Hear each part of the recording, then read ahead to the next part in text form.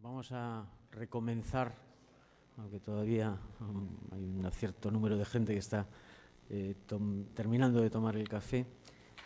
Vamos a retomar la jornada con la intervención de Xosé Enrique Vázquez Vicente acerca del modelo productivo en el área de Vigo y propuestas de cambio sobre ese modelo productivo. Sin más, le cedo la palabra y el estrado a Xosé Enrique. Muchas gracias. ¿Perdón? Sí. Bueno, moitísimas gracias a todos por estar aquí y desde logo gracias á Fundación por esta nova invitación. Como sempre, me gustaría que nestes minutos se quedaran con 4 ideas, 5 ideas. O noso cerebro non dá para moito máis, o sea que veño con unha exposición sinxela. Unha exposición sinxela que transcurrirá en estes 4 puntos, uns máis breves que outros. Me gustaría explicarles como entendemos, dende hai 10 anos, dende que íbamos traballando nesto, o cambio de modelo productivo, e por qué. Necesito explicar isto para que logo entendan, cando les fale de propostas, a que veñen esas propostas. Me gustaría tamén nunha única transparencia, igual que anterior, falarlle do rol das cidades, en por que afecta a Vigo este problema, en terceiro lugar. E en cuarto lugar, como lle comentaba antes a unha amiga, me gustaría organizar as propostas en distintos ámbitos porque normalmente identificamos o cambio de modelo productivo con un cambio sectorial, un cambio tecnolóxico, e me gustaría enfatizar por que non é así. En este sentido, me gustaría darles unha visión heterodoxa do cambio de modelo productivo, que de alguna forma intentará abordar por que é tan difícil, por que se demora tanto ao longo do tempo. E, desde logo, nas propostas que mencionarei, pois, bueno, están por escrito en distintas publicacións. Digamos que o que traio hoxe son propostas en cada lugar que o que intentan é trasladar non tanto o impacto que poden ter como a tremenda dificultade de levar adiante ese cambio de modelo productivo. De acordo? Entón, en primeiro lugar, o que me gustaría é decirlles de onde saco o que lles vou a contar. Hai máis de 10 anos, no Foro de Innovación do Club Financiero, onde nos reunimos entre hai moitos amigos de centros tecnolóxicos, a empresas industriais, do naval, do automóvil, en fin, un montón de sectores. Pois, decidimos emprender un primeiro proxecto que dou lugar a este primeiro libro que ven aquí, do ano 2003, que ten un enfoque moi económico e político, un análise de Vigo, da área de Vigo, desde un punto de vista moi multidisciplinar. Aquí había politólogos, xeógrafos, urbanistas, economistas, enxeñeiros, tratando temas sectoriais, pero tratando tamén o urbanismo de Vigo, a súa historia recente para entender as complexidades desta cidade. E, isto foi feito co Instituto de Desarrollo Caixa Nova, por certo. E recentemente, 10 anos máis tarde, emprendemos un novo proxecto entre a Universidade e Zona Franca, xa moito máis centrado no ámbito da innovación, no ámbito no que, coa axuda tamén de colegas do Foro de Innovación, pois moito máis centrado en propostas tecnolóxicas de innovación económica, tecnolóxicas e tamén de innovación social, as tres, incluindo no social pois temas que teñen que ver co urbanismo, pero tamén con distintas formas de marxinación social, coa atracción dunha clase creativa á cidade, en fin, con distintos temas que asociados a un cambio de modelo productivo. Ben, isto, como digo, leva no centro do debate político, eu non sei, digo aquí 10 anos, por decir algo, porque ao menos é o que eu lembro. Digo na cidade, non digo a nivel español, que tamén, Por que un eixo central? Algúns amigos que tiveron que marchar do sector da alimentación e do sector do automóvil o teñen claro dende hai, eu diría que 10 anos, como mínimo. No sector da alimentación, por exemplo, xa hai moitos anos que se atopan con competencia que antes non coñecían. O sea, realmente competencia nova para eles, nin siquiera coñecían quen eran. Non? Estou pensando nunha empresa lituana, por exemplo, non? Que fai produtos transformados derivados do mar, non? Tamén rebozados, produtos derivados do surimi. Bueno, se unha empresa que é capaz de colocar no mercado español, por exemplo, pois produtos de moi baixo custo, no? Que é o que estamos afeitos normalmente, no? A competencia de baixo custo, pero tamén nas mesmas liñas de producción, e isto é xa o nova máis, no? Produtos de moi elevada calidade. No? Isto parece sinxelo, producir algo moi barato e nas mesmas liñas producir algo de moita calidade. En realidade é moi complicado, no? É tremendamente complicado. E claro, son estas nosas empresas, no? Que teñen custos laborais, digamos, no sector da alimentación, as que eu coñezo, 18, 20 euros hora, as que bueno, están sufrindo pois unhas perdas de rendibilidade tremendas que fan que perdan incluso a cuota de mercado. Isto afecta obviamente ao emprego, afecta a volatilidade do emprego e aos salarios. No? Afecta a volatilidade do emprego porque o nivel de incerteza é moito maior. De aí que cada vez se recurra máis a contratos eventuais. No? É un problema non só, pero desde logo moi relacionado coa incerteza. No ámbito do sector automóvil sucede algo moi parecido. Non? En contraste co que sucedería alcalde, eu non coñezo a ninguén que teña os próximos 20 anos planificados. Non? De a longo prazo todo o mundo sabemos que estaremos mortos, é o único que sabemos. Non? Quizáis en Vigo, no sector do automóvil en particular, si somos capaces de programar os próximos 2 anos, un ano, 2 anos, no caso de PSA, pois a vida serie dos novos vehículos, non? Os próximos 5 anos, pois xa nos poderíamos dar cun canto nos dentes, non? Porque, ademais da competencia intracorporativa de PSA, das plantas de PSA, todos vostedes saben que as nosas plantas, a nosa planta de ensamblaxe en Balaídos, non compite con Ford de Almusafes, non compite con Renault de Valladolid, compite coas plantas de PSA do propio grupo. No? E esta é a gran dificultade que temos. No? Pero xa non coas plantas do propio grupo. Tamén perfectamente se poden facer na Opel, pois en Zaragoza, ou en outros moitas plantas. No? O nivel de competencia intracorporativa é moi superior ao que viñamos sufrindo xa non hai 10 anos, non? Sino hai 5, por exemplo. De aí, por exemplo, que, bueno, pues, cando estou falando solo a nivel directivo, pero cando un se reúne con moitos amigos, non? Pais de nenos que xogan ao fútbol con os meus nenos e se queixan de que os contratos que se realizan pois xa non son como antes, non? Agora xa son moito máis asustados e non se pagan as horas de fin de semana como se pagaban especial, non? Sino que agora se pagan igual que durante a semana. Bueno, este é o reflexo do que está sucedendo, non? O reflexo dunha situación competitiva moi complicada, que intentarei demostrar con unha única gráfica. Vale? Estas son as razóns estructurais, non? Competencia internacional, volatilidade do emprego, pero tamén, aínda que aquí de momento falamos menos, un modelo de producción que ten un custo enerxético medioambiental bastante alto, non? Acaba de marcharse outro amigo de aquí, pois que do sector da alimentación precisamente, pois que tivo que reducir o consumo de agua un montón como o reflexo, non? De unha normativa, regulación, que non fai máis que reflectir a preocupación dos cidadáns e da propia administración por ese consumo de agua que cada vez é máis escaso. Non? Pero non só ca auga, cos recursos en xeral e desde logo tamén coa enerxía, ainda que non sei, ainda que o custo enerxético é cada vez maior, bueno, en xeral no sector do automóvil pode que non sexa un custo fundamental, non? A medida en que poda supoñer 25 ou 30 euros en cada coche, pero si supón un problema o abastecemento e cada vez teremos máis problemas de abastecemento, non? De continuar as cousas como estamos. E logo, se acaso, podemos entrar no porqué, non? Logo hai razóns conxunturais que teñen que ver con temas que todos vostedes coñecen, non? Temas como o desproporcionado peso da actividade inmobiliaria, pouco que decir aquí, non? Todo o mundo coñece, e o excesivo endebedamento, non? Esas son razóns conxunturais relativamente recentes, pero que se unen a esos outros factores estructurais, non? Que son os que, de alguma maneira, introducen o debate do cambio de modelo productivo dende hai moito tempo, isto non é de hai 5 anos, non? No debate, como eixo central, digo, non? Do debate político. por que os últimos 10 anos? Non?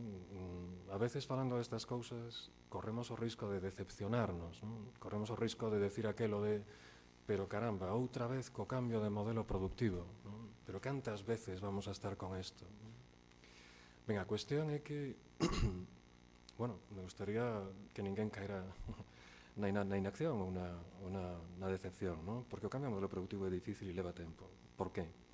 Normalmente, cando falamos de cambio de modelo productivo, cando se fan os estudios, por exemplo, sobre cambio de modelo productivo, a maior parte dos que eu coñezo mesmo, ou menos, se centran no cambio de peso das actividades, non? Pois temos sectores moi maduros e temos que cambiar a sectores tecnolóxicamente máis intensivos. Bueno, iso é moi importante, non? E ocupará seguramente unha parte importante do plan estratégico das cidades e algún día se fai, non? Pero iso, unha das partes do cambio do modelo productivo, vale? Aí, por exemplo, se centra moito o traballo que realizamos con Zona Franca, non? Novas actividades para a diversificación tecnolóxica, aínda que con matices, como vos explicarei despois. Pero hai algo máis, non? Hai outras dúas patas que son esenciais para levar adiante ese cambio de modelo. Unha é o cambio institucional, as regras de xogo. Eu coñezo ao menos 15 experiencias que teñen no nome Silicon algo, emulando Silicon Valley, non? Todas fracasadas ou derivadas hacia simples polígonos industriais. Por qué? E con moito diñeiro metido en contratar capital humano moi bon. En Estados Unidos, en Inglaterra, en España tamén, en Andalucía hai un caso bastante coñecido. É dicir, non é un problema de ingredientes, non é un problema só de ingredientes, é un problema sobre todo de receta, de cambio institucional, de cambio das regras de xogo. Quero referirme a isto para que entendan de que falo máis adiante. Entón, falaremos de cambio institucional, entendendo como por isto ese cambio de regras. Falaremos tamén do modelo de uso de factores productivos, que é o segundo componente, non? do modelo productivo. Un pode producir con un mercado de traballo máis ou menos intensivo en feminización, en inmigración, máis ou menos intensivo en enerxía, máis ou menos intensivo en auga. Todos esos son modelos específicos que condicionan o modelo productivo, máis ou menos intensivo en tecnoloxía, por suposto, ¿no? E máis ou menos intensivo, e esta é a clave para min aquí hoxe, en coñecemento, vale? Escoitaránme falar nos próximos minutos bastante de coñecemento, e para qué, e como.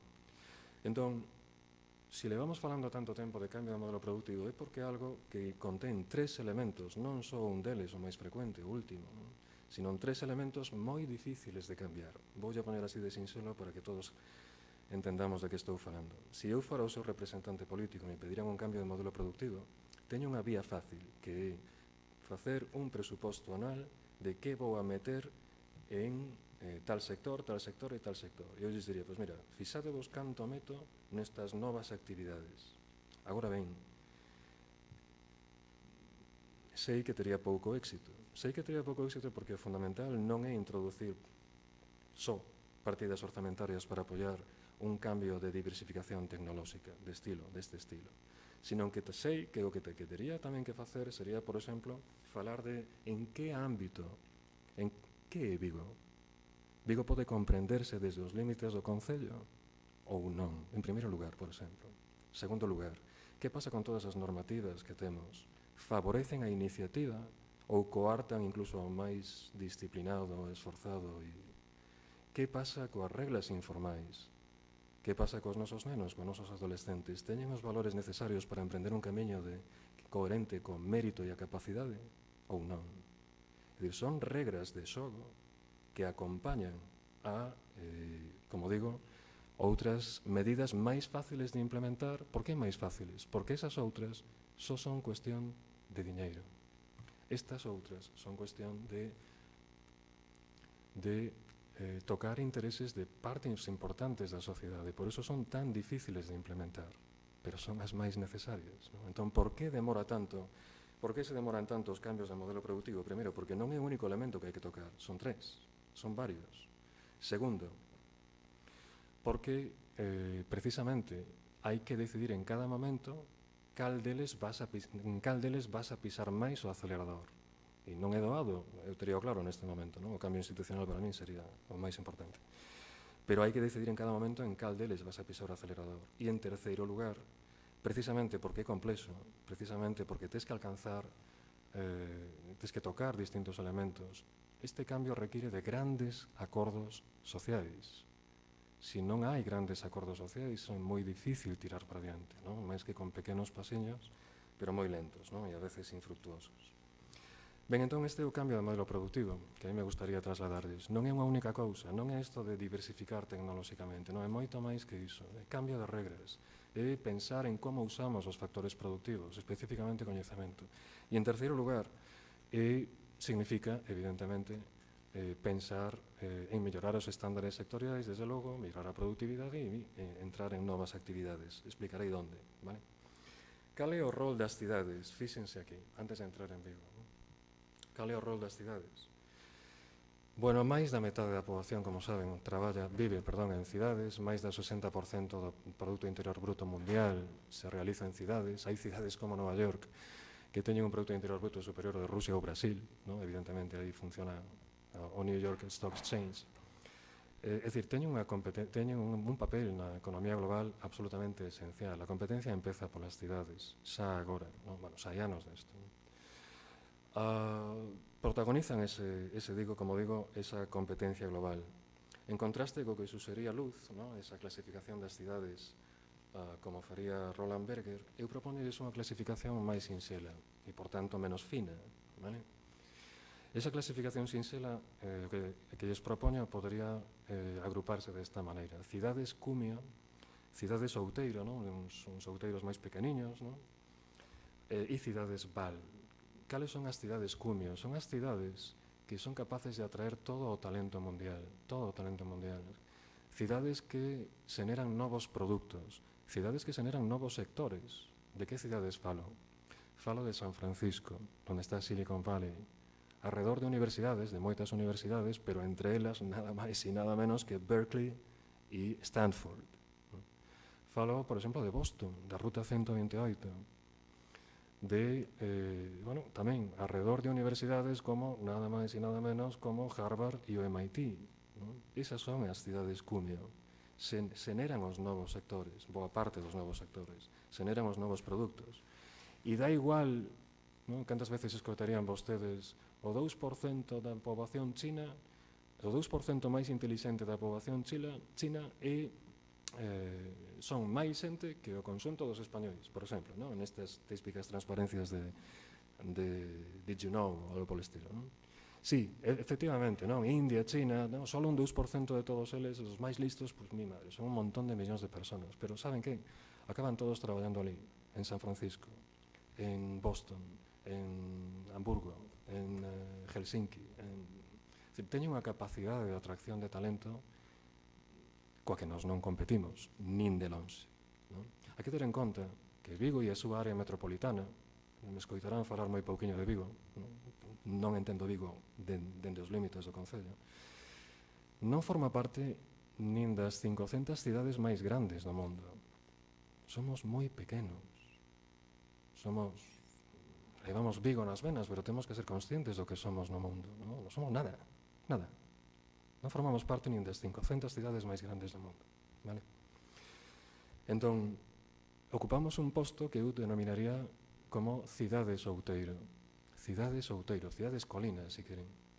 Que son este tipo de cidades? Son cidades que producen o que despiden de esa economía internacional e son capaces a veces de producir incluso unha parte de produtos hard que despiden as cidades cumio.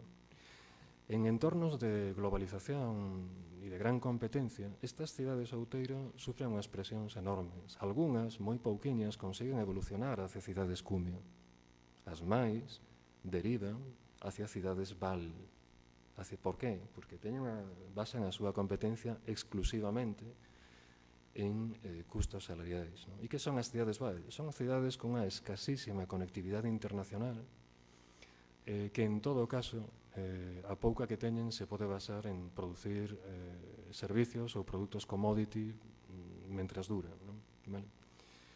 Estes son os tres tipos de cidades que eu creo que poderíamos identificar no mundo desde un punto de vista de modelización, ¿no? Simplista. E, por tanto, creo que podemos situar a Vigo en ese ámbito de cidade outeiro, ¿no? Pero vexan este gráfico, vale? Porque, bueno, sempre sinto ser o portador de malas noticias, pero para min hai unha máxima que reza algo así como, bueno, pesimismo da razón, optimismo da vontade, non? Temos que asentar os nosos diagnósticos sobre diagnósticos realistas, non? Para poder emprender un camiño novo dende as fortalezas previas, non? O que teñen aí, e nesto coincido con comentarios que se fixeron anteriormente, é unha comparación do valor engadido de Vigo con outras cidades que deben ser a referencia para nós. As nosas referencias non poden estar aquí, non están en Galicia, nin siquiera están no norte de Portugal, non? Debemos intentar compararnos con cidades que están loitando por ser cidades cumio. Eses son os nosos referentes. Os nosos referentes non están aquí, insisto, non? Aínda que, por suposto, sempre podemos aprender un montón de cousas en todos sitios, non? Pero esos non son os nosos referentes. O que poden ver na gráfica é que o valor engadido das nosas empresas era xa menor que o que se podía producir, independentemente das cifras concretas, non? Que se podía producir en Madrid e sobre todo Barcelona incluso antes da crise, antes do 2007. A partir da crise, como poden ver, sufrimos incluso moitísimo máis que eles. É dicir, non hai un proceso de converxencia. O valor engadido non hai. O valor engadido das nosas empresas, por exemplo, por simplificar as cousas e poñelo en Roma en Paladino, é o que é capaz de pagar maiores salarios, maiores bases de cotización, por tanto, maiores pensións, é o que paga a nosa sanidade, é o que paga a nosa educación. E, por tanto, temos un reto importante, non? O reto de, como cidade outeiro, camiñar hacia unha cidade cumio ou ben caer nunha cidade val, unha cidade con pouca conectividade internacional e producindo commodities que te poden sacar en calquer momento, non? En cuarto lugar, e aquí dedicaremos un pouco máis de atención, me gustaría entón introducirnos en como concretamos ese cambio de modelo, vale? A partir dunha síntese de elementos que temos en ambas publicacións, vale? Nas publicacións de 2003, co Instituto de Desarrollo Caixa Nova, e na publicación do 2013 con Zona Franca. Non, insisto en que non son propostas, escollín dúas propostas en cada ámbito, sobre todo por dar unha idea da complexidade do cambio de modelo productivo, non tanto polo impacto que puderan ter en sí mesmo, sino por percibir a tremenda complexidade dese cambio. Entón, en primeiro lugar, e referíndome ao cambio institucional, mira que non podíamos falar de un montón de cousas aquí, teño, basicamente, dúas consideracións que facer. Unha se refire a algo que me gustaría titular unha perspectiva inclusiva da área metropolitana, vale? Verán, unha parte moi importante dos vigueses, así o beso eu ao menos, creen a posibilidade de comprender, de ordenar e de proxectar a nosa cidade dende os propios límites do concello. Eu creo que temos moito máis claro a existencia dunha gran aglomeración industrial, dunha gran importancia económica e, desde logo, nun entorno natural incomparable, non? Temos moito máis claro eso que a existencia dunhas relacións interurbanas que comparten unha parte moi importante da vida en común, non? A vivenda, os traslados da vivenda, laborais, mercancías, alrededor, non? E todo isto sucede mentras, dende hai moitos anos, politólogos, economistas, arquitectos, sociólogos, veñen traballando con conceptos como urbanización difusa, aglomeración urbana, espacios rururbanos, non? Para que? Para intentar abordar as novas formas de crecemento urbano no mundo, non? E especificamente as interaccións de persoas que comparten ese modo de vida en común, que comparten, ao fin e ao cabo, esa inserción sociolaboral, non? De personas que, por exemplo, aquí viven en hábitats moi dispersos, non? Como decía antes, isto debería levarnos a preguntarnos, para unha pregunta importante, ¿no? Antes de empezar, que somos exactamente, ¿no? Que é Vigo? ¿No? Unha simple aglomeración industrial, ¿no? Dunha gran importancia económica, insisto, que trata de conectar o máis eficientemente posible a actividade económica, ¿no? As súas necesidades. ou ben unha cidade difusa, cunha deslocalización constante e diaria de cidadáns en termos laborais e de vivenda, insisto. Non? Eu creo que somos o segundo, non? Pero creo tamén que vivimos reféns desa concepción de Vigo como unha aglomeración industrial, porque todas as numerosas dinámicas económicas e sociais que Vigo é capaz de generar se atopan con dous grandes muros. E así é, desde logo, desde que eu teño uso de razón. Por unha banda, unha organización territorial pensada, diseñada, seguramente de maneira racional no seu momento, para a España de hai casi 200 anos. E, en segundo lugar, por unha dispersión poboacional e un minifundismo institucional que condiciona a senda administrativa todos os días, ¿no? E, por tanto, tamén a viabilidade política de moitas iniciativas. En fin, eu creo que precisamos, como reto, ¿no?, rachar coa perspectiva dunha cidade nuclear que dá folgo a esas concepcións urbanísticas clásicas típicas do século XIX para afrontar as exigencias dun novo modelo que impón un proceso de desestructuración á cidadanía xusto no momento en que xa por fin unha boa parte desa cidadanía, a maior parte, ten ese sentimento vigués, ¿no? É dicir, xusto no momento en que hai máis vigueses nacidos en Vigo e non procedentes da inmigración, emigrados retornados, Lugo, Ourense, Santiago, xusto no momento en que temos ese caldo de cultivo que tanto desesábamos dende hai tanto tempo, non? Somos de Vigo. Pois esa globalización, esas necesidades das que estamos falando, das que acabamos de falar, están antes de terminar de ordenar, de asustar as tensións que o crecemento rápido de Vigo xenerou, están provocando un novo proceso de desestructuración que eu creo que o que está chamando é por unha nova internalización de moitos cidadáns que pode que teñan a Vigo como, ¿no?, referencia aí, pero que deberían formar parte da cidade. Creo que o que lles estou dicindo é que un vigués debería sentirse tan de Aldán como un tipo de Aldán debería sentirse tan de Rosalía de Castro, ¿no?, ou de Nigrán.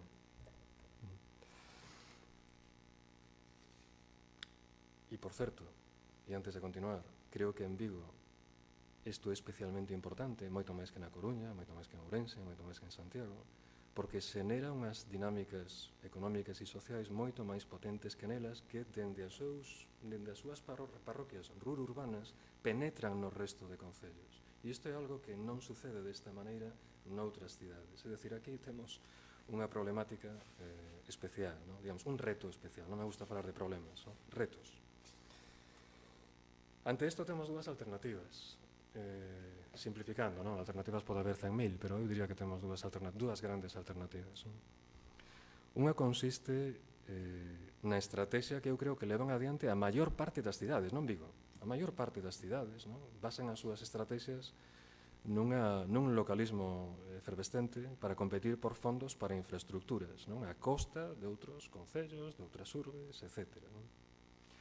Bueno, isto é a negación da propia cidade difusa porque fragmenta o territorio e incluso maltrata as dinámicas económicas e sociais das que Vigo se nutre, das que Vigo se alimenta, ¿no? Porque esas dinámicas económicas e sociais non se producen só nos límites do concello, se producen boa parte delas ao redor dela, ¿no? E ademais, creo que temos unha responsabilidade. É dicir, esta visión, esta estrategia tan frecuente en todas as cidades, creo que colisiona coa nosa responsabilidade de liderar a conectividade de Galicia a nivel internacional. Temos unha responsabilidade. Temos que mirar por nós, pero temos unha responsabilidade con Galicia. Eu o beso así ao menos. E se non o lidera Vigo, é moi difícil que o lidere outra cidade. A segunda das alternativas é desenvolver eso que podemos chamar o Vigo real e o Vigo imaginario cara a idea dunha cidade difusa alén do concello, moito máis alá do concello, non? Isto quedarán, desde logo, espacios que non experimentarán variación ninguna. As diferencias entre a cultura urbana e a cultura rural persistirá, e é bo que persista. As diferencias entre o centro e a periferia, entre o urbano e o rural, todo eso persistirá. E creo que é bo que previva, non? Agora ben, Este novo modelo penetra nos municipios limítrofes a partir de áreas rururbáns do noso concello, non? Do que son os límites do concello. E neste sentido hai organismos como a propia área metropolitana que, a pesar de todas as dificultades, seguramente demostrarán, non, pouco a pouco, o beneficio das súas sinerxias. Pero eu non vería nestes organismos supramunicipais o destino final desos esforzos de integración.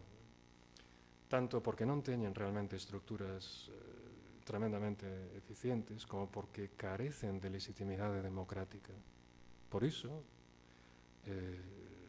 creo que debemos camiñar no medio prazo cara a unha única circunscripción electoral que atinxa a, desde logo, como mínimo, a Redondela, a Mos e a Nigrán.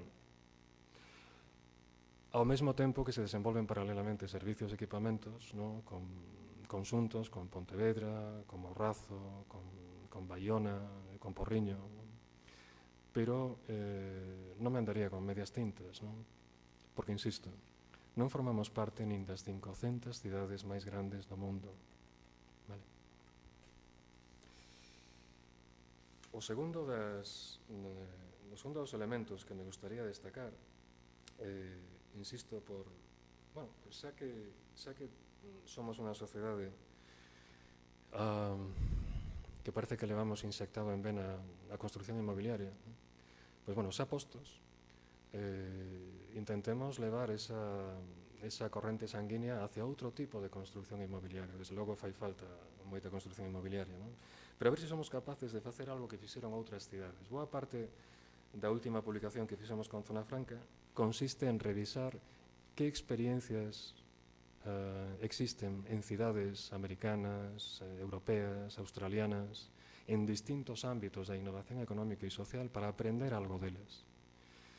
Foi tremendamente interesante revisar as experiencias de Pittsburgh, en Estados Unidos, de Bilbao, desde logo, ¿no? O gran coñecido, de Bremenhaven, en Alemania, porque son cidades dun tamaño moi similar a Vigo e con problemáticas inicialmente moi parecidas, ¿no?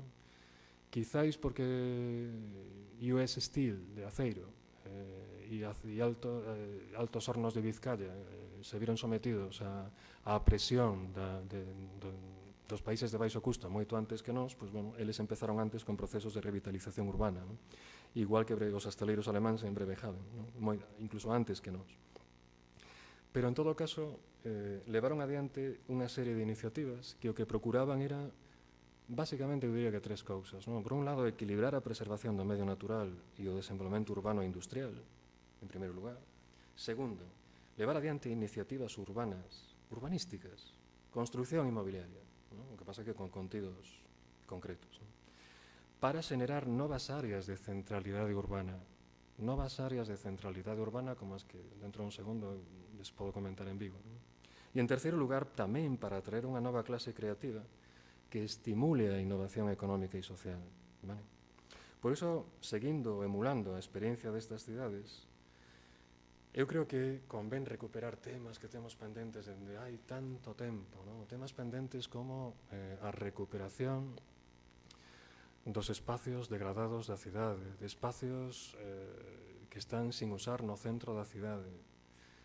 Son temas vellos na cidade, pero que aínda están aí desde hai moitos anos, non? Recuperar a ría para o cidadán, recuperar a vía verde do Lagares, da Xunqueira do Bao, de Samil para o cidadán, a intermodalidade, os intercambiadores. Son temas nos que non me vou a meter aquí porque forman parte do proceso de revitalización, pero levan no debate da cidade, en fin, unha vez máis, desde que eu teño uso da razón, non?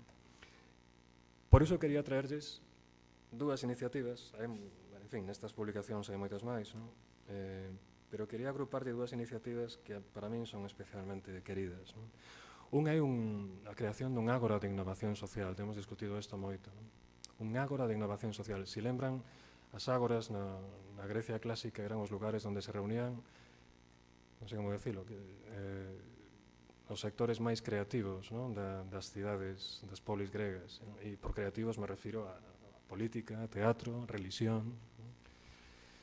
Pois desto se trata, non? Nos inspiramos nunha experiencia de Berlín, en concreto situando en espacios concretos de Vigo, para intentar, o nome pusemos nós, non? Eles chaman de outra maneira, para intentar xuntar nun único espacio a artistas, tecnólogos, científicos, persoas que traballan no terceiro sector con distintas formas de marxinación, ocio, etc. Non? Para, buscando unha multidisciplinaridade que pulara por esa innovación económica, pero sobre todo, no caso do agro de innovación, pola innovación social. ¿Vale? Pola innovación social. Paralelamente, creo que bueno, sería ben interesante copiar, ¿no? De outras cidades experiencias tremendamente relevantes que teñen que ver con living labs, showrooms tecnolóxicos e con infraestructuras inteligentes. Verán que aquí non poño nada de smart cities, porque podría estar, ¿no? De feito, mencionamos moito isto nos traballos, ¿no?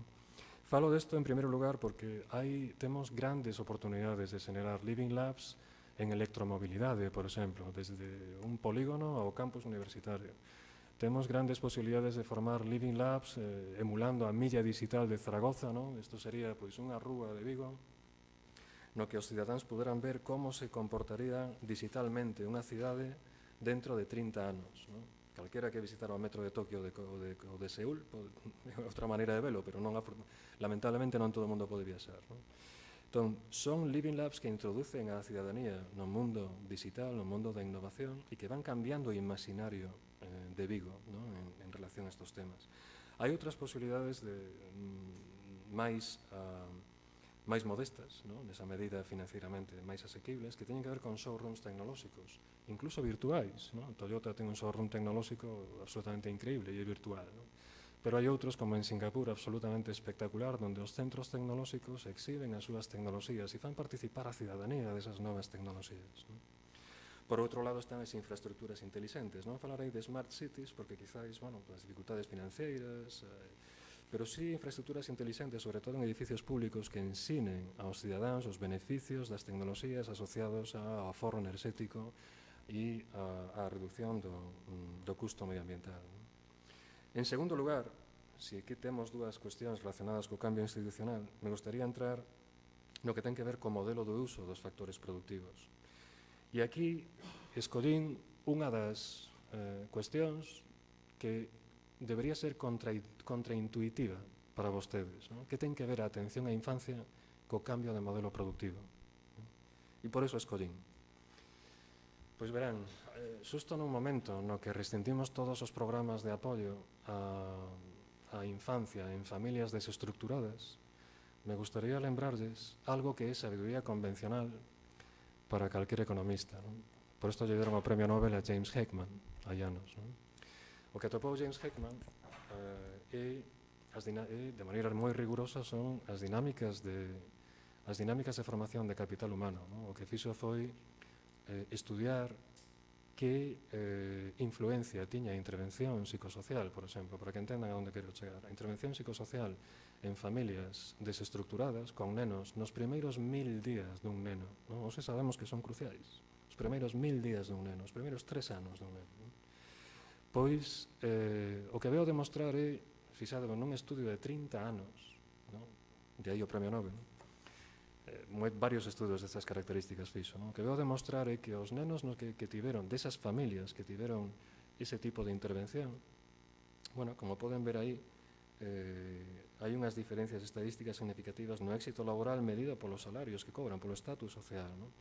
De feito, demostraron tamén que a intervención tardía nos nenos nos que non se interviu ao principio era moi pouco eficaz.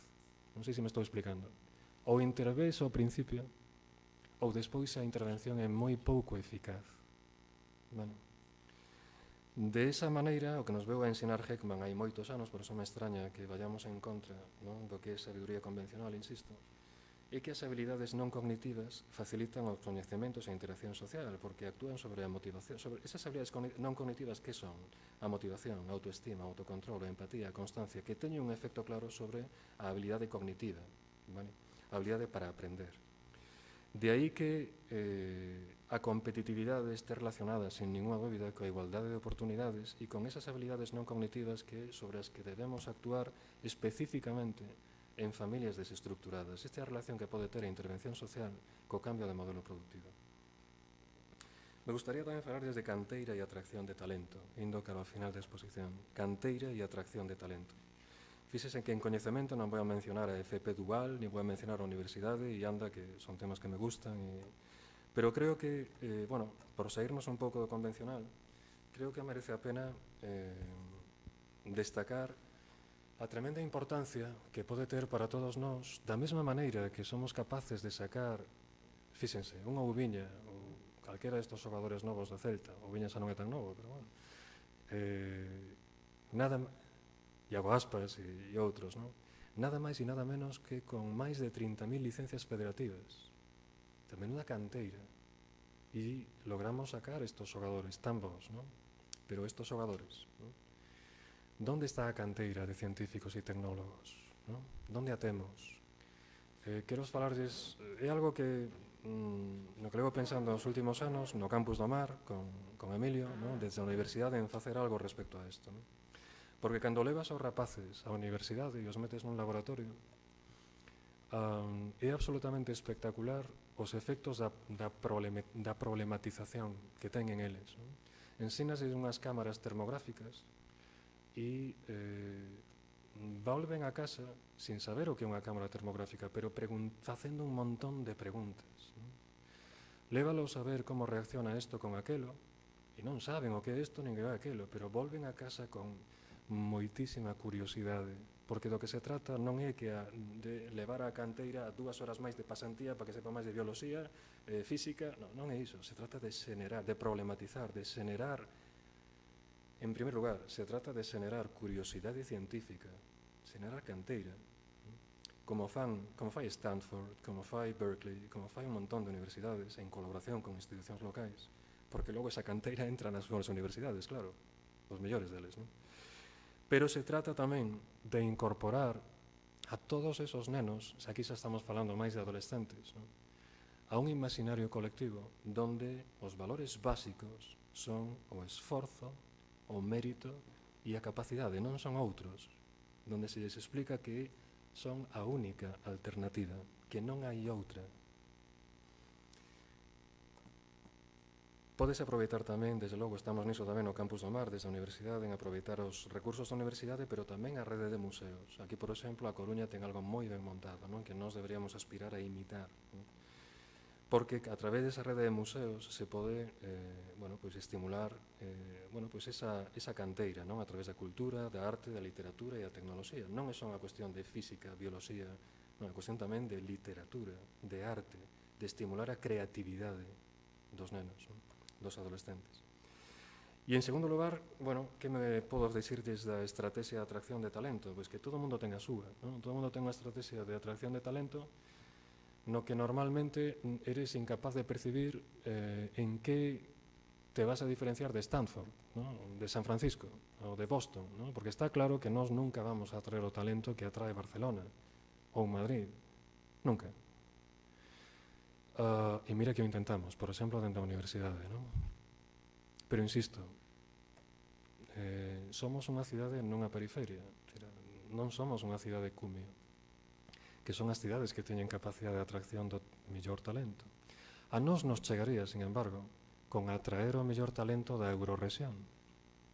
Iso sería espectacular, porque temos un gran talento na Eurorrexión.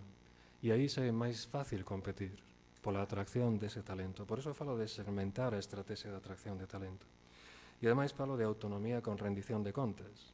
Isto que creo que, como enfatizarei dentro dun segundiño, creo que debemos darlle autonomía de decisión ás persoas, non? A veces que, pois non sei, parece que temos, en canto ocupo un posto, necesito justificar que ocupo este posto para decir aos demais o que teñen que facer. Deberíamos darlle autonomía, pero sempre asociado á rendición de contas. A autonomía e a rendición de contas nunca funciona, sempre acaba en cousas raras, non?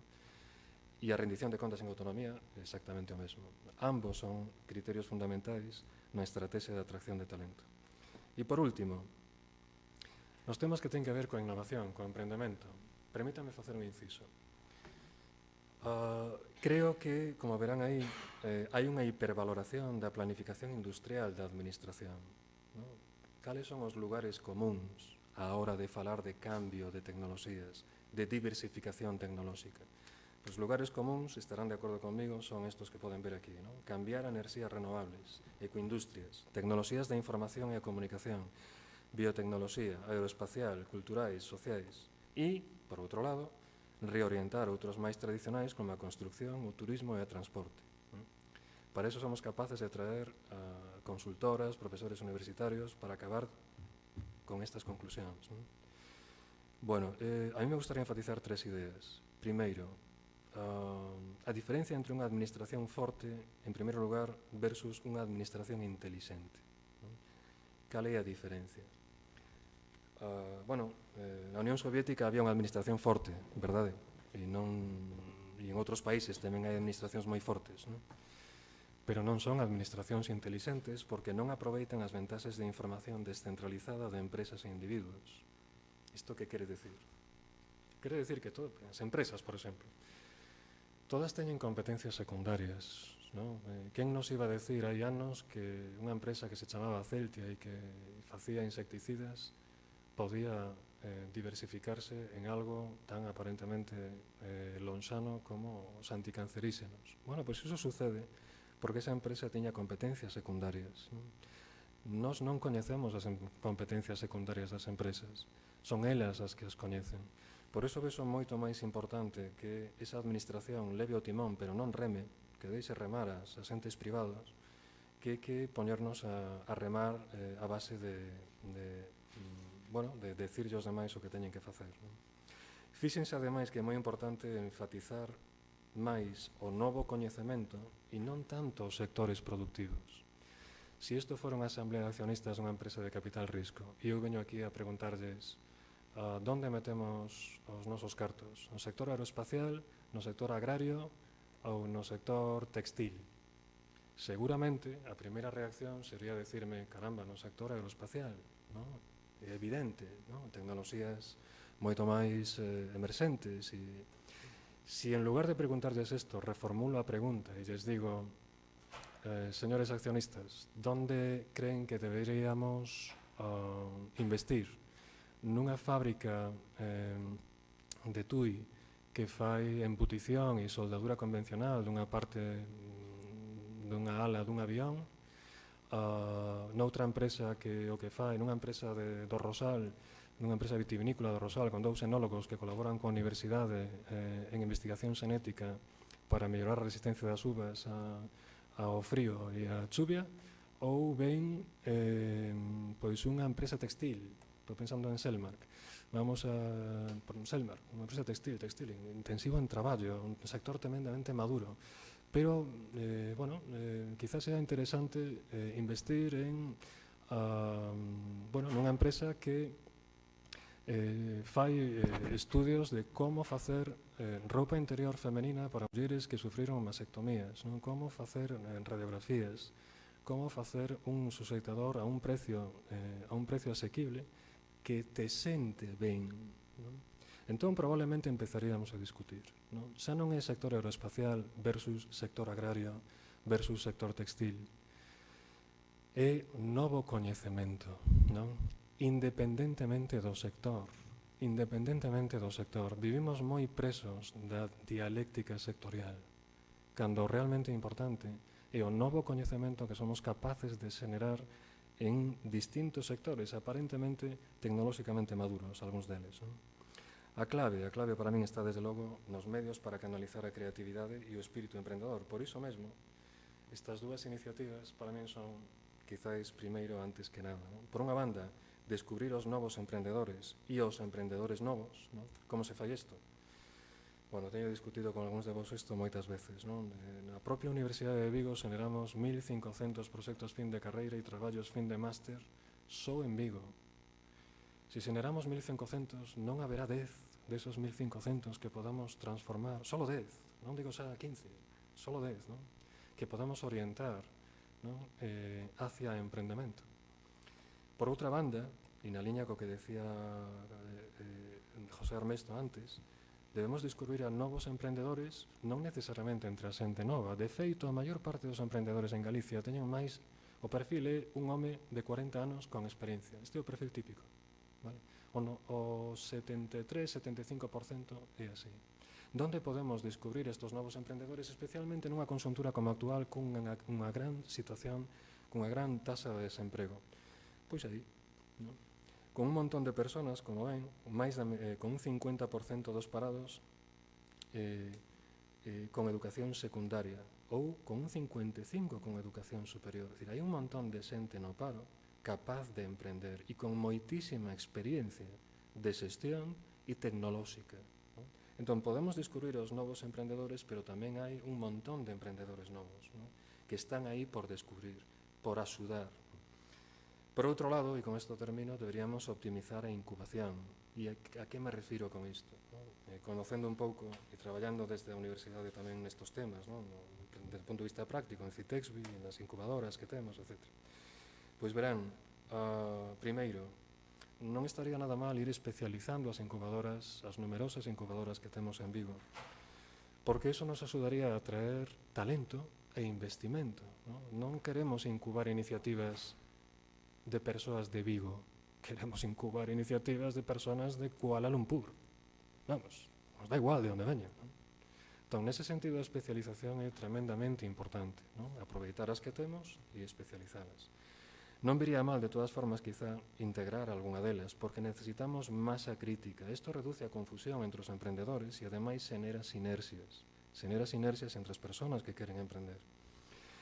E, por último, eu creo que hai varios espacios na xestión do emprendemento que poderíamos optimizar moi rapidamente, non?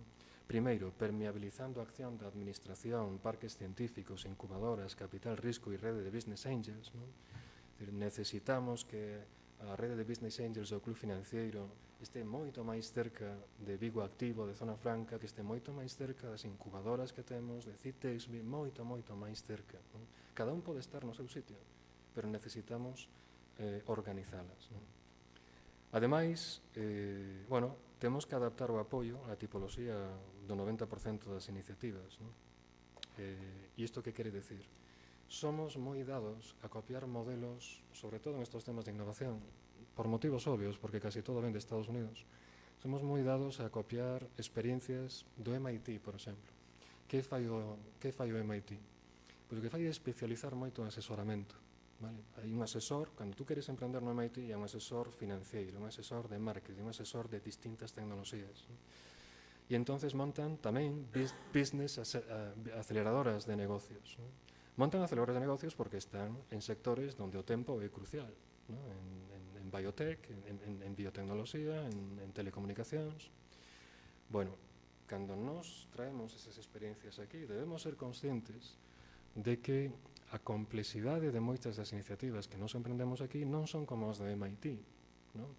É moito máis importante, por exemplo, o apoio emocional dun mentor ao longo de un proxecto de emprendemento a unha persona que está intentando emprender, que poñerlle un especialista en finanzas, outro en marketing, outro que tal, que ao final non teñen ese vínculo emocional nin con esa persona, nin con ese proxecto.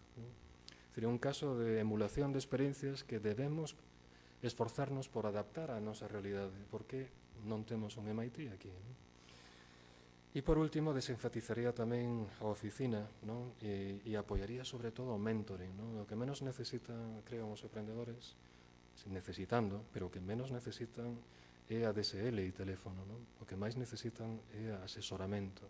Asesoramento por parte de persoas con experiencia, que den ideas e, sobre todo, que den contactos, que abran portas e que asesoren, naturalmente, tamén. Pois nada máis, moitísimas gracias pola súa atención, gracias a todos.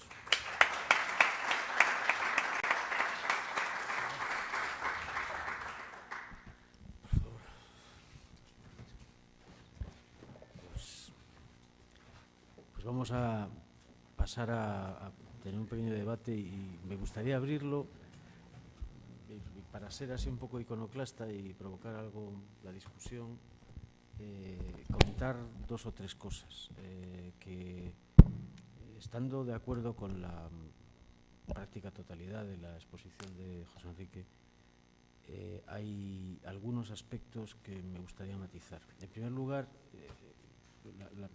me ha gustado la clasificación en ciudades cumbre, colina y valle, pero hay ciudades que, sin ser grandes, estoy pensando por ejemplo en Basilea. Basel es una ciudad que debe tener 110.000 habitantes, no más. Sin embargo, si uno trabaja en la industria farmacéutica, lo que le gustaría es vivir en Basilea. Y en la química fina pasa igual. Lo digo porque hay ciudades que sin ser grandes son cumbre, y hay ciudades que siendo grandes son probablemente valle, ¿no? Y eso ocurre.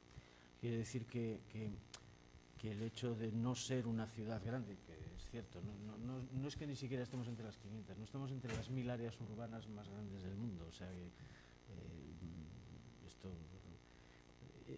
es cierto, es un hecho, aparte, Dios mío, en fin, cuando uno va a Asia se da cuenta de que nuestro tamaño es muy pequeño. Pero sin embargo, pues eso no quiere decir que generalmente, ¿cuál ha sido la estrategia que han seguido esas ciudades que consiguen ser cumbre a pesar de ser pequeñas? La especialización.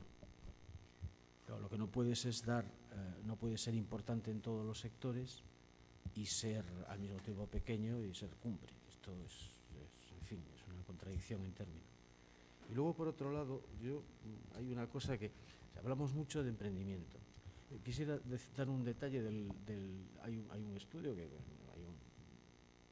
se publica todos los años, incluso con actualizaciones semestrales, que es el Global Entrepreneurship Monitor, el monitor mundial global del emprendimiento. El país con mayor tasa de emprendimiento el año pasado fue Uganda. El menor, Suiza. El país más competitivo del mundo en índice de competitividad, en Foro de Davos, FMI, todas las OCDE, Suiza. Básicamente porque en el emprendimiento es muy importante, y en esto apoyo una cosa que decía José Enrique, más la calidad que la cantidad. Entonces, tenemos un problema de tamaño empresarial y las empresas no son viables con cualquier tamaño. Hay que buscar una cierta masa crítica. Nosotros en muchas ocasiones pues asistes a la Cámara de Comercio tiene un vivero de empresas por el que ya han pasado 140 y tantos proyectos, ¿no? Y a pesar de que la mayor parte, la verdad es que se consigue unas tasas de supervivencia bastante elevadas, pues te das cuenta de que muchas veces hay 2 o 3 personas emprendiendo un proyecto prácticamente comparable, por no decir igual, al mismo tiempo, y cada uno por su cuenta. Es cierto que a veces pues, hemos conseguido que, bueno, se ha creado una dinámica que ha conseguido que unan esfuerzos, ¿no? Pero desde luego el conseguir una cierta masa crítica, es decir, si yo pretendo, por ejemplo, pues Amazon no tiene sentido si no es grande, ¿no? No puedes atrapar esa larga cola de distribución si no eres muy grande. El tamaño empresarial importa. A la hora, por ejemplo, de acudir a nuevos mercados, pues una de las barreras con las que se encuentran habitualmente nuestras empresas es una barrera que tiene que ver con su tamaño. Y ya por último, esto lo lanzo así como idea para debatir, y luego por último, efectivamente, yo estoy convencido de que, como bien decía José Enrique, aquí de lo que se trata, sobre todo desde el punto de vista político, es probablemente más que intentar actuar, vamos a ver, las cuerdas funcionan bien tirando, pero no empujando. Es decir, hay políticas que funcionan bien en un sentido, pero no en otro. Es decir, hay cosas que... Y yo estoy convencido de que por muchos esfuerzos inversores y de ayudas que se realicen para cambiar modelos productivos, si no se cambian las reglas del juego básicas, en muchos aspectos, pues no es posible actuar, ¿no? O sea, yo creo que ahí, en fin, tenemos que, pues, hay que llegar a un cambio de paradigma, como decía José Enrique, en muchos aspectos, ¿no? En aspectos que tienen que ver pues, en cómo interiorizamos esa capacidad pues, para valorar el esfuerzo, la capacidad y el mérito. Y esto es lo que llevará probablemente a, pues eso, a la mejora continua y al progreso.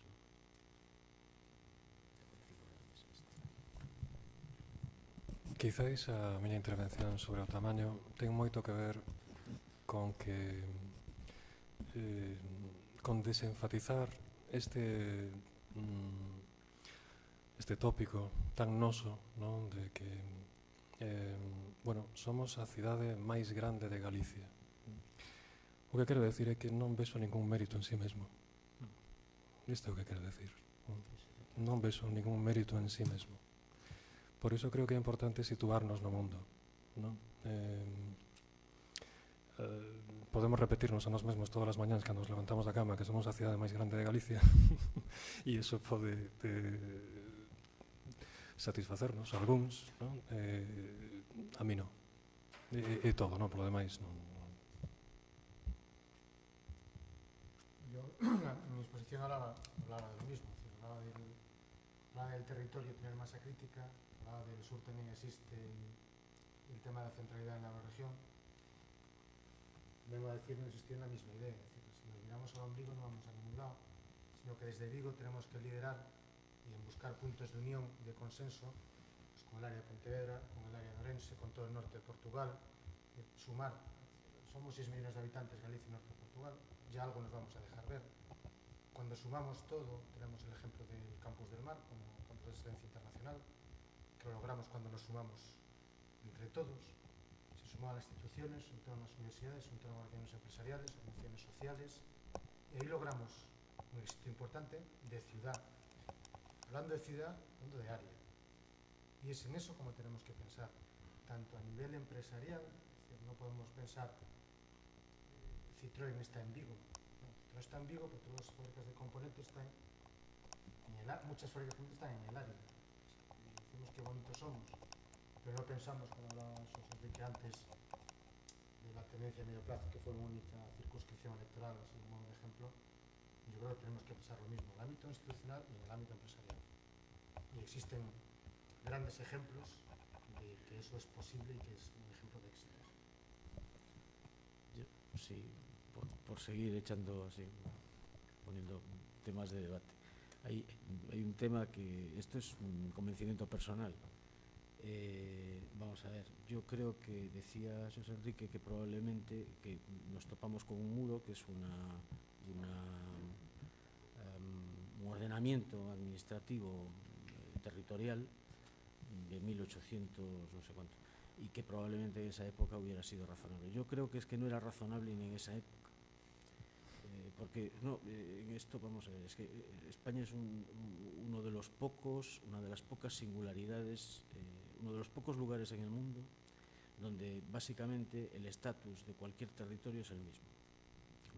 Me explico. En Alemania hay Kreis y hay Stadt, o sea, hay ciudades y hay, o sea, zonas que tienen consideración de ciudad y zonas que no. Y no me refiero exclusivamente a una zona urbana, me refiero a que, por ejemplo, pues alrededor de una conurbación el sistema de gobierno es distinto al resto. En el Reino Unido, que probablemente fue el modelo, pues están los condados y están los gobiernos unitarios. Es decir, pues, en fin, en Gales pues, toda la parte rural tiene un tipo de gobierno y las zonas con concentración urbana y toda la zona de influencia tienen otro tipo de gobierno. Ocurre lo mismo en Francia, ocurre lo mismo en Italia, etc. Aquí la misma ley del régimen local vale para todo el mundo, aunque haya ciertas especificidades en función del tamaño, el tipo de gobierno es el mismo. Y yo creo que esto es un error que se cometió en 1860 y tantos, que es cuando se hace la distribución provincial de España, porque ya antes tampoco era así. Es decir, Esto fue un cambio que nos ha hecho mucho daño y que ha tenido mucho que ver con las dificultades normativas, de planeamiento, etcétera, etcétera. Es decir, el hecho de que Vigo tenga un planeamiento urbanístico y Redondela tenga otro, en fin, bueno, y que básicamente, pues tanto la figura y la estructura del gobierno municipal sea el mismo en Vigo que en Pazos de Gorbén, o mejor aún, o peor aún, pues en Avión o en Boborás, cuando sus realidades y los problemas a los que se enfrentan son completamente diferentes. Incluso la realidad social, decía ahora, pues eso, que Citroën está en Vigo, pero muchos de sus proveedores de componentes y la gente que trabaja, en fin, viene desde cualquier lado, hasta desde el norte de Portugal algunos, y mucha gente que vive aquí trabaja en el norte de Portugal. Quiere decir que las realidades, o sea, esto no es algo fácil de cambiar, pero digamos que el ordenamiento jurídico de cómo se ordena el territorio y cómo se gobierna el territorio es francamente diferente en España del resto de la realidad europea o de casi toda Europa. Y esto yo creo que nos perjudica, o sea, complica mucho la gestión. No sé qué opináis, si alguien quiere.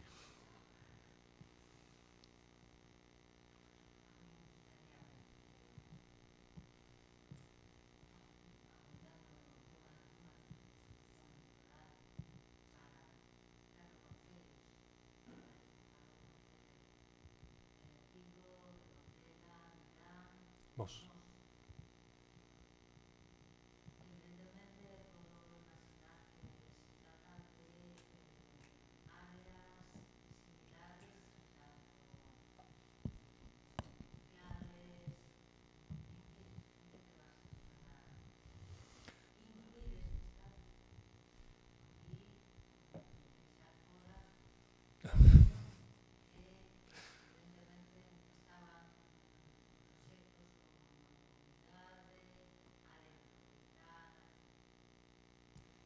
Gracias.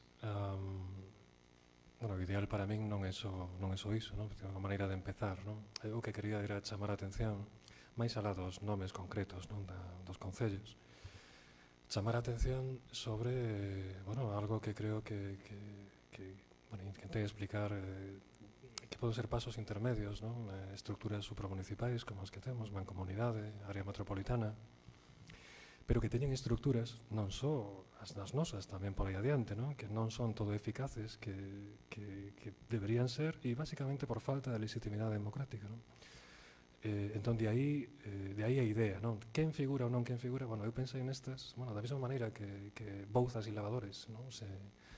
Se uniron ao Concello de Vigo, ou nós nos unimos a eles, non? Seguramente hai suficientes lazos económicos para empezar, non? E sociais entre estes concellos máis limítrofes, non? Como decía, bueno, ter dous plans urbanísticos, un en Vigo e outro en Redondela, pode ser que hai algo, e ou en Mos, pode ser, non habería algún tipo de sinerxia se fixéramos un único plan urbanístico? Debería vela, debería, o sea, a mellor facémolo e non hai, non? O cal sería lamentable. Pero eu empezaría, non, por... Hai quen ten propostas máis... O sea, teño un amigo en Santiago, Barreiro Rivas, que él, circunscripción electoral con todo el mundo, o sea, con Borrazo y con Bayona y con Nigrán.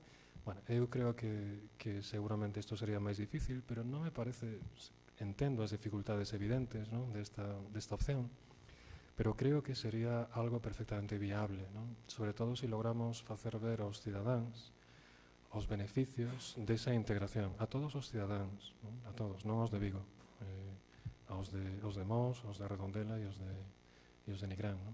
Polos lazos entre transporte, mobilidade, vivenda, equipamentos que podemos compartir, ¿no? Isto nace de un traballo non da última publicación, sino da de hai dos estudios de sinerxias, ¿no? Que podría haber no 2003.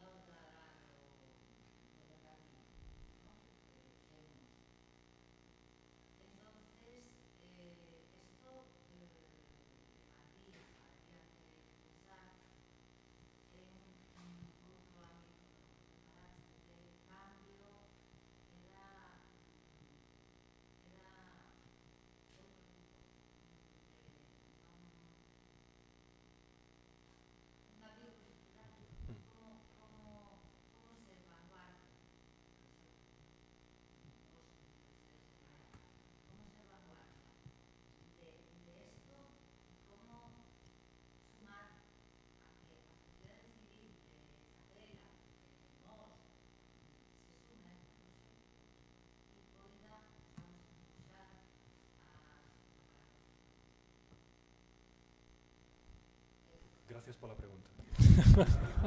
la retomo al final, cuando... Bueno, estas son as dificultades que temos.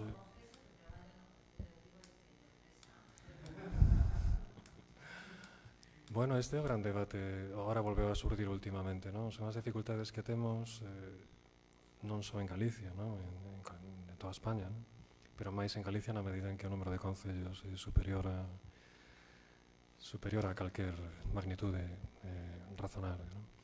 A dificultade non está entre que este partido negocie con aquel, a dificultade sabemos que ten que ver con que si nos unificamos hai alguén que deixa de comer, é así de sinxelo, non? Ten que cambiar de traballo. Sí, non, pero nos unificamos precisamente para iso, non? Bueno, nos concellos máis pequenos, non? Nos unificamos para xenerar sinerxias de economías de escala. Aquí estamos falando de eso, pero de algo máis, non? Non só de aquí os beneficios dunha integración. Eu non nos vería nas economías que xeneraríamos cunha xestión que empregue menos recursos humanos, eso para non ser irrelevante, non? Para Vigo é irrelevante, sino máis ben nos servicios e equipamentos que poderíamos compartir e tamén a partir de aí na imaxe cara ao exterior que deberíamos ser capaces de trasladar, non? De aí, quizáis, non sei se é un exceso de énfase, pero a miña énfase no tamaño, non? O tamaño sí importa, salvo en cidades, como decía José Manuel, ¿no? Como Basilea, que imaginade que seguramente importaría menos o tamaño para nós si PSA nacera en Vigo. E si PSA tivera os seus centros de +D en Vigo. Pero, bueno, na nosa cidade, se me permitide esa metáfora, nos lo tenemos que currar.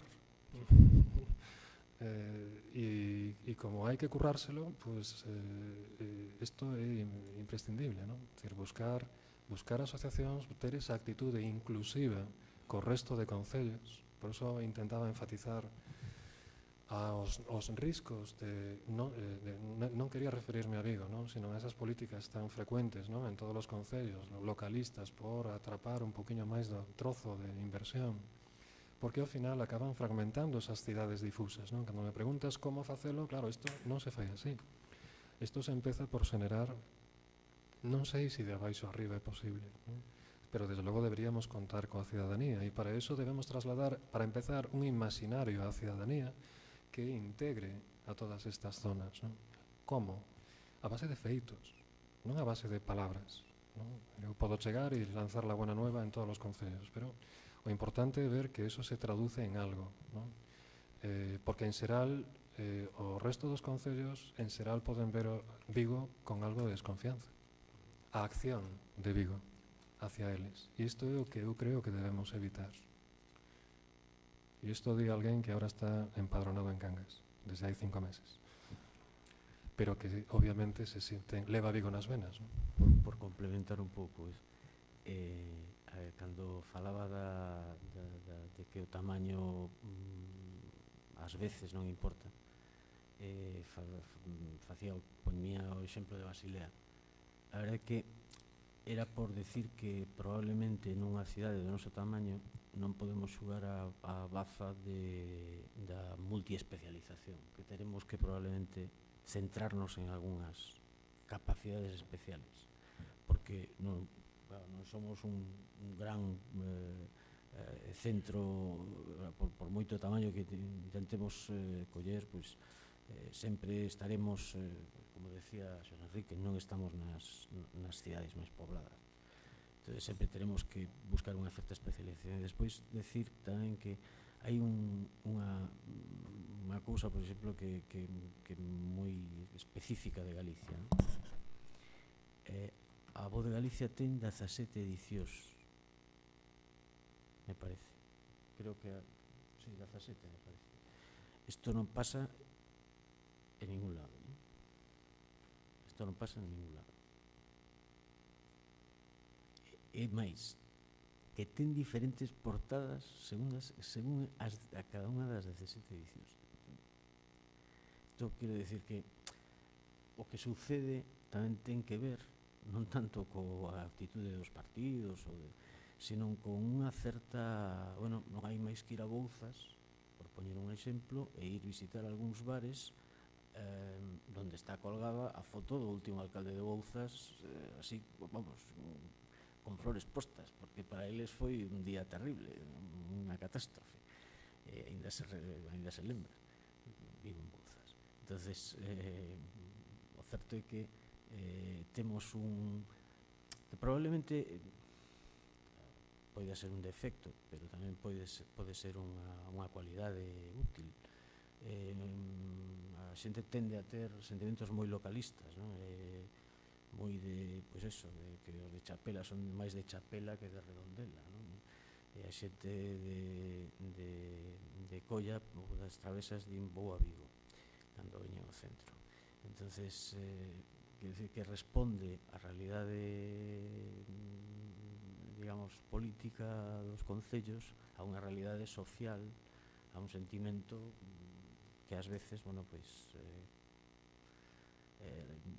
digamos que deriva de probablemente de aspectos culturais, históricos, de todo tipo. Decía que un claro ejemplo de éxito de cooperación entre municipios es el Valdoñor.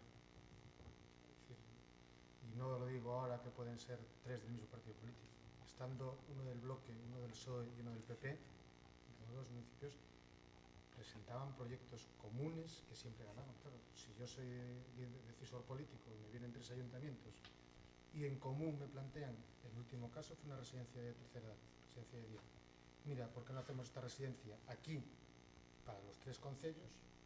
La Xunta en este caso tenía 100 por decir una cantidad de dinero y destinó 70, 80 ahí y 10 o 20 o 30 al resto de proyectos en Galicia, porque fueron tres ayuntamientos. Y en el Valmiñor esa cooperación sí está interiorizada para muchas cosas. Está interiorizada. En la parte del Louro, todo lo que es el tema ambiental y social está muy interiorizada. Y tenemos al de Salceda de Caselas, que es del Bloque, y suman todos a una. Luego queremos montar la mancomunidad y ponerla en marcha, que es un paso fundamental para el área de Vigo, y no somos capaces, a pesar de estar la ley aprobada. Es un tema cultural, sí, y en muchos sitios está interiorizado, pero también depende de todo el mundo, desde los políticos hasta la sociedad civil, ir educando a la ciudadanía a de que os sumamos e interiorizamos que tenemos que cooperar y colaborar. Eso, pues no vamos a ser capaces de especializarnos en nada.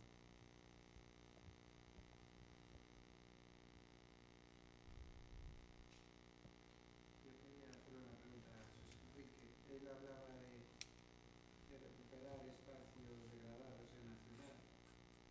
Bueno, sí.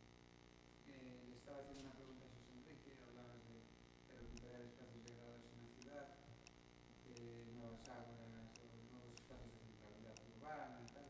Y explicaste algo de Berlín. No sé si vas a poner algún ejemplo o puedes profundizar más en ese tema. A lo mejor ves en Vigo, no sé, la planificadora, la artística, sitios donde se puedan hacer cosas. Barrio da Cura, sí. Sí, contabades que, bueno, neste proceso de benchmarking con outras cidades, con partes específicas de distintas cidades, non con cidades en xeral, sino con, bueno, pues esta experiencia en particular en tal cidade, ¿no? Bueno, no caso de Berlín, a verdade é que nos inspiramos bastante aí para este tema en particular. Por qué? Porque digamos que o primeiro paso foi convencer a ciudadanía da importancia da innovación convencional. Innovación, quizáis, a que está pensando en todo o mundo, a innovación económica. Un segundo paso, e para o que houbo que vencer bastantes resistencias, foi a de entrar no ámbito da innovación cultural, incluindo teatros, cines, un estilo de vida bohemio pola noite, é dicir, cambiar ese imaginario de onde viña Berlín. Pensen nesto, por favor. Entonces ese foi un segundo paso, vale? Un segundo paso de cambiar pois esa dinámica estrictamente empresarial, ¿no? Hacia complementala, non cambiala, complementala hacia innovación cultural, arte, incluso, ¿no?, pois, en revitalizar certos barrios para ese tipo, pois, de vida bohemia, tal cual. E un terceiro paso consistiu en levar a innovación dende o ámbito cultural, da arte, a innovación social. E isto que como o fixeron? Pois con esos novos espacios de centralidade que aquí poden ser en Barrio do Cura, en distintos centros, ¿no? Sí, como os que acabas de mencionar. Desde esos novos espacios de centralidade, intentar formar, intentar elaborar pois construccións para darlle un contido no que poderán reunir xente con formacións moi diversas, que poderan interactuar no mesmo edificio, que poderan dedicarse a temas de lecer, de distintos tipos de marxinación. Hai un montón de xente nestos barrios, ¿no? Cando falamos dun ágora falaríamos dun edificio, ¿no? Pero aquí falamos de barrios enteiros, ¿no? Pois de xente que de ONGs, ¿no?, locais, de tecnólogos, de enxeñeiros, de arquitectos, ¿vale?, que teñen parametrizados as súas reunións, que sacan novos proxectos axudándose e presentanlle proxectos á administración todos xuntos, ¿no? Es decir, de alguma maneira sería, digamos, o terceiro paso dentro do ámbito da innovación. Empezaríamos pola innovación económica, innovación cultural en segundo lugar, innovación artística, e pasar á innovación social para mobilizar a cidadanía, para mobilizala, para non deixar que isto da innovación sexa cousa de a Universidade, o CETAG, a IMENZ, CECOPESCA e CETMAR. Non, isto te atinxe a ti. Podemos facer Living Labs en Príncipe, podemos facer un Living Lab en Florida, podemos facer un showroom tecnolóxico aquí, podemos facer un ágora de innovación social aquí e darlle unha revitalización a certas zonas da cidade con esta orientación. Para que? Para deixar de pensar en Vigo como unha aglomeración estrictamente industrial. E o Gallao sexa máis e mellor, pero queremos que sexa algo máis que iso, queremos que sexa moito máis que iso. De aí a miña intervención inicial. Vigo non é só unha aglomeración industrial, por moi importante que sexa a súa, non debe ser, creo, por moi importante que sexa a actividade económica. Comemos diso e temos que seguir perseverando, pero é algo máis que iso. Creo que temos máis claro a concepción de Vigo como aglomeración industrial que como un espacio de convivencia interurbana con dinámicas económicas e sociais que van moito máis alá do ámbito empresarial. E isto é o que nos falta. E creo que se pode viabilizar, bueno, hai moitas máis propostas, non? Tamén era unha das, pero non só.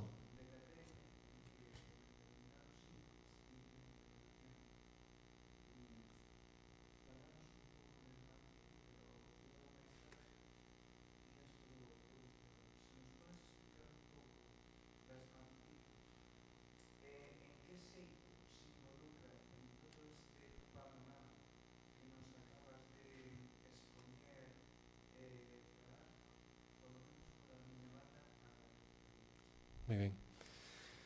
Mira, a única diferencia, o concepto de Smart City é un concepto, bueno, unha cidade inteligente que intenta aproveitar as novas tecnoloxías, particularmente as tecnoloxías de información e da comunicación, para, non só, pero basicamente para xenerar bancos de información que nos axuden a unha mellor xestión medioambiental e social tamén, vale?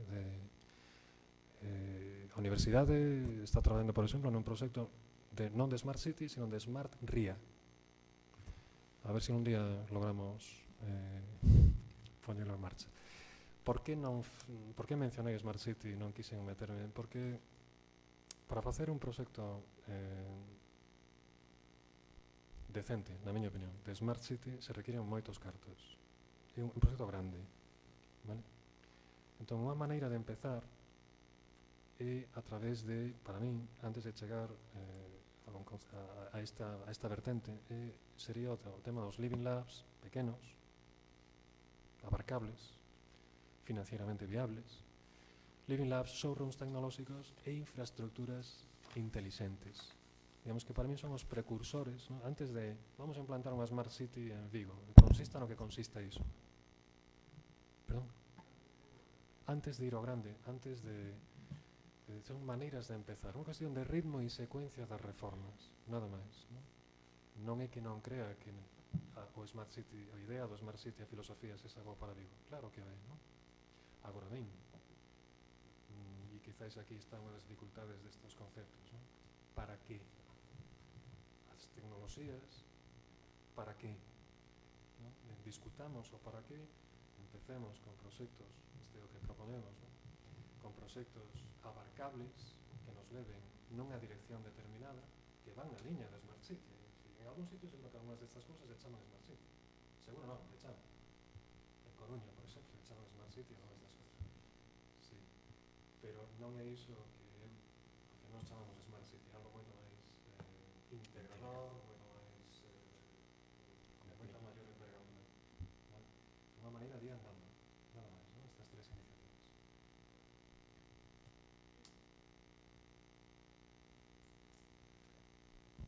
Más preguntas. Pues agradezco a todos los presentes y sobre todo a los ponentes su dedicación, el esfuerzo en la preparación y el desarrollo de la jornada y pido a don José García Costas, vicepresidente de la Fundación Provigo y presidente de la Cámara de Comercio de Vigo, si puede subir al estrado para proceder a la clausura. Muchas gracias.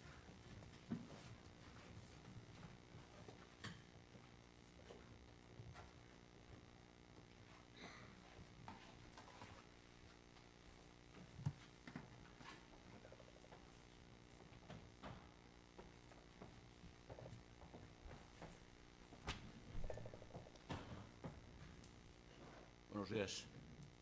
En primer lugar, quiero agradecer a los ponentes. Estuve escuchando con suma atención cosas que uno, por su excesiva ocupación diaria, no puede escuchar. Como no a José Manuel, porque gracias a él, a su trabajo, es posible tener jornadas como la que aquí se acaba de desarrollar. Yo lamento que, repito, mi excesiva ocupación diaria me impida asistir a actos como este demasiado. Y como mi misión aquí es simplemente clausurar este acto, pero antes de clausurarlo quisiera llevar una pincelada de optimismo. La jornada de Vigo ante su futuro, yo estoy de acuerdo con la última parte y aquí lo que aquí se ha dicho, lo que yo he podido escuchar, que Vigo es una ciudad, Vigo y su área de influencia, área metropolitana, en fin, todo lo que conlleva esta ciudad. Es una ciudad de aluvión, donde el tamaño no debe importarnos demasiado, el tamaño que tenemos, porque eso es un tema geográfico. Pero sí la dimensión. Vigo tiene que crecer desde el punto de vista industrial, porque ese es el que permite a las familias asentarse en esta ciudad, es el que permite a los ciudadanos de Vigo, que aún quedamos algunos de los que nacimos en Vigo, que no tenemos más mérito que los que han venido de otras latitudes, pero a los que nacimos en Vigo y somos descendientes de vigueses en cuarta o quinta generación, pues poder seguir viendo el futuro, el de nuestros hijos y el de nuestros nietos. Vigo necesita crecer dentro de su división industrial, porque eso genera recursos para poder hacer crecer otras áreas. La cultural, pues claro que la cultural es importante el reactivarla, es importante el dinamizarla. Pero yo creo que primero es el pan y después es el circo, con todos mis respetos y con todas mis disculpas por lo que acabo de decir. En el área industrial Vigo se está reactivando. Espero que tengamos noticias en los próximos días sobre el tema de PSA. Hay una institución que está erradicada en Vigo a la que le prestamos poquísima atención. tanto los medios como los ciudadanos, que es la zona franca. Si no existiera la zona franca, tendríamos que reinventarla. Ustedes piensen qué sería de Porriño en este momento sin la inversión que en su día hizo Zona Franca en su polígono industrial, y que eso conllevó un crecimiento económico en aquella zona y que repercute en Vigo con su área de influencia. Ustedes analicen la inversión que todavía se está terminando de Nigrán, el polígono industrial. Hace 2 días, yo pertenezco al comité ejecutivo de la Zona Franca, hace 2 días se tomó el acuerdo de incrementar el polígono de Balaídos, porque Citroën tiene que sentirse cómoda en Vigo, y para sentirse cómoda hay que facilitarle todos los medios para que desarrollen su actividad. Repito, a mí me gustaría hacer un canto a Zona Franca porque si no existiera habría que inventarla. Es importantísima para el desarrollo económico, que es el que lleva detrás los demás desarrollos, que Zona Franca siga invirtiendo en esta zona con los criterios de desarrollo empresarial en los que está en su momento. Pues Zona Franca hizo el túnel grande que hay en Vigo y se lo cedió a la ciudad a cambio de otras cosas, pero se hizo una inversión muy fuerte. Yo no sé si se podría haber hecho con otros medios, pero la realidad es la que ahí está. Desde el punto de vista empresarial estamos, una parte de los empresarios de Vigo, en este momento pues trabajando duramente para el crecimiento de puestos de trabajo, que es lo que va a facilitar el desarrollo de los demás temas culturales, sociales, en fin, todas esas inquietudes a las que uno dedica poca atención, lamentablemente, pero que ahí están. Vigo está creciendo en volumen de trabajadores, no se refleja todavía, pero está creciendo. Sectores como el naval tienen en este momento unas perspectivas que hace 2 años no teníamos. Hace 2 años no había una consulta de ningún broker ni de ningún armador hacia ningún astillero, no de Vigo, sino de los demás. Y en este momento las ingenierías y nuestras oficinas comerciales están saturadas. Yo les puedo decir que tengo una empresa de fundición que está enclavada en Villagarcía, porque no tuve en aquel momento terreno para poder ubicarla en Vigo, y la tengo en Villagarcía, que está absolutamente saturada. Su mejor cuenta de resultados es el 2013. El 2014 ya estamos superando lo que hemos hecho en el 2013 y las perspectivas para el 2015 son abrumadoras. Estamos con carencia de espacio para crecer. Bueno, pues eso en un sector como el naval es lo que debe guiarnos a que las demás empresas relacionadas con el naval experimenten crecimientos de ese tipo. Les puedo decir que en Barreras, donde hace 1 año había 0 trabajadores, 0 actividad, el viernes pasado, todavía no tengo la valoración de hoy, había 517 personas dentro de Barreras trabajando. Repito, donde hace 1 año y medio o 1 año había 0 trabajadores.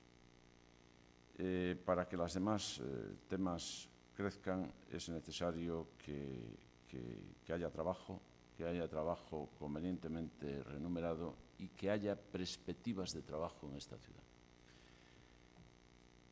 Vigo tiene que crecer, Vigo y su área de influencia. Yo cuando hablo de Vigo siempre hablo, aunque se me vaya la boca a Vigo, estoy hablando siempre de un área metropolitana que es la que posibilita que empresas como Citroën sigan aquí y con muchas posibilidades de incrementar su producción en tiempos futuros.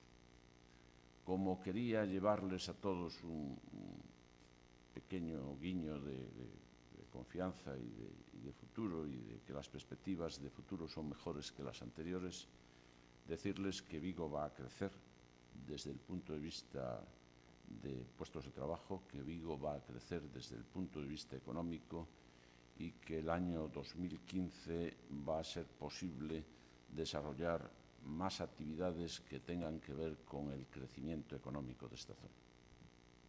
Ese es el guiño que quería hacerles antes de la hora de comer de un viernes de octubre, para que si ustedes creen en lo que estoy diciendo, disfruten un fin de semana con una pequeña parte de sonrisa dibujada en sus rostros.